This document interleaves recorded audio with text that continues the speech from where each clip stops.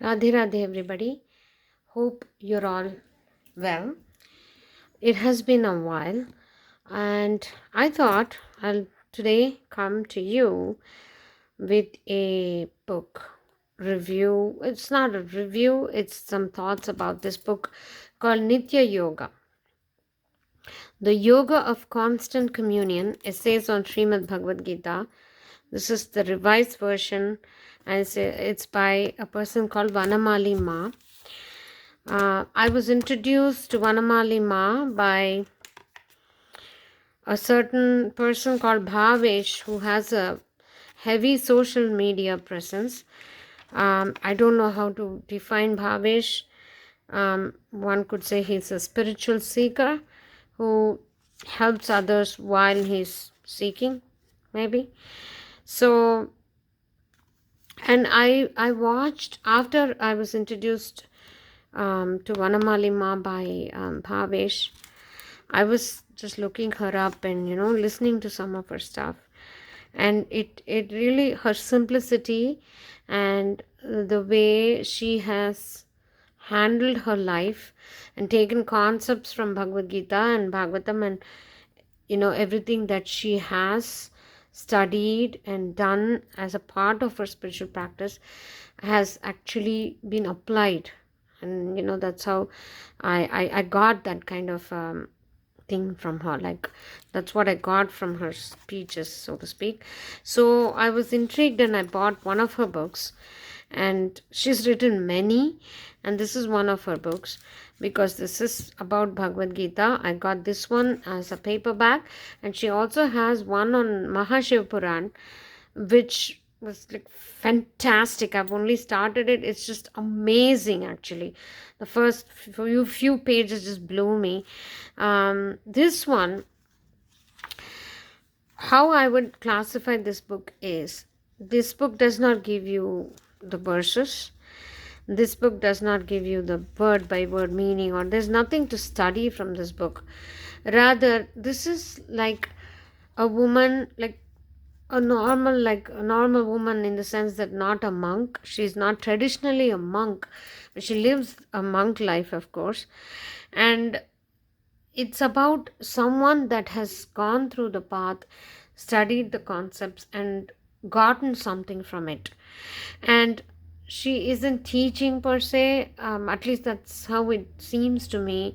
Like, when she talks, it's not with an intention to teach, it's rather an effort to connect.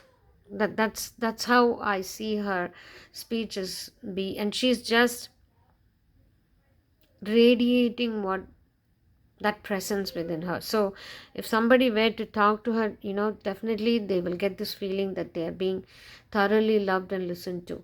And that's something that's I think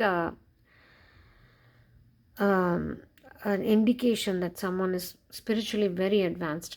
So I'm going to read one part of this book, and this is definitely a highly recommended book, if you ask me.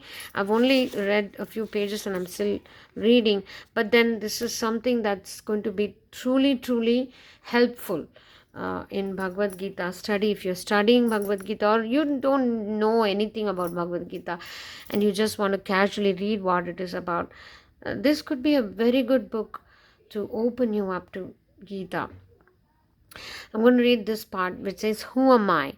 We think we are the body, but it does not need much analysis to discover that this body that has changed so much from babyhood to this present condition cannot be the one which produces such a strong sense of identity in us. Even though my body has been ravaged by time, I myself am in no doubt as to my identity. So, how can this changing body be the final truth of me? Now, let us see if my mind or intellect is my true being. This is even less plausible. The body at least seems to remain the same for a period of few years, but the mind is changing every minute, and the intellect also keeps changing, even though more slowly.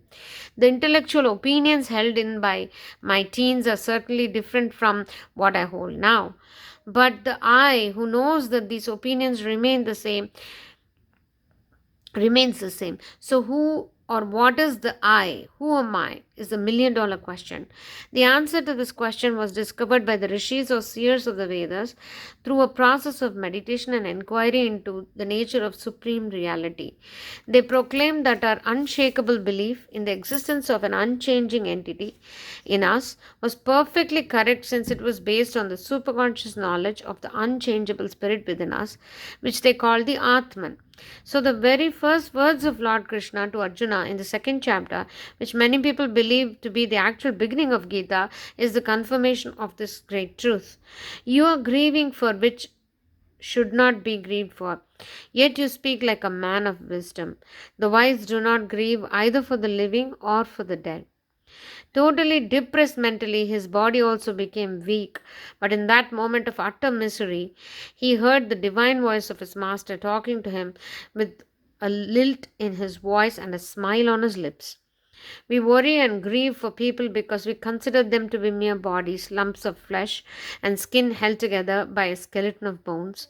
But he who knows the truth underlying these lumps of flesh will not grieve if something happens to that body, either through disease or death. These people arrayed on the battlefield were not to be considered as mere bodies, but the eternal, immortal spirit embodied in various human forms. The spirit is eternal and unborn. Sankhya Yoga, which is referred to here, is not the traditional school of Sankhya by sage Kapila, but to the Advaitic teachings of the Upanishads. So, this, I feel that this is taking a very beautiful and wonderful and simple pace to it, and the way she has dealt with the chapters progress. Okay, that's what's so beautiful to read, and I think everybody would benefit from this book. I highly recommend it. So that was about that today, and if possible, I'll definitely meet you again with a study video or a scripture writing video. I apologize, it has been extremely busy, and definitely I'll try to be much more frequent with my videos. Until I meet you next time, Radhe Radhe. Happy studying of Bhagavad Gita.